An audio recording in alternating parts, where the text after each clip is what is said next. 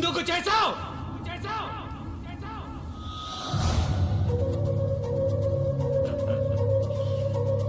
తప్పలేదు బ్రో, డబ్బు కోసం.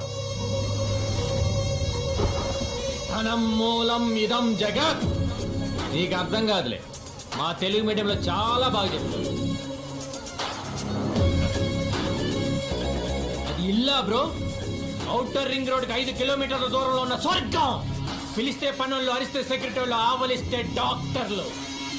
అరే నుంచుంటే స్నానం అయిపోతుంది, పడుకుంటే పగలైపోతుంది, సుక్క పడుతుంటే రోజు అయిపోతుంది. ఒక్కడు బతకడం కోసం 100 మంది చేస్తున్నారు బ్రో ఆ ఇంట్లో. ఆ ఐశ్వర్య 30 రోజులు అనిపించేది కాదు బ్రో, 100 ఏళ్ళు అనిపించాల్సిందే.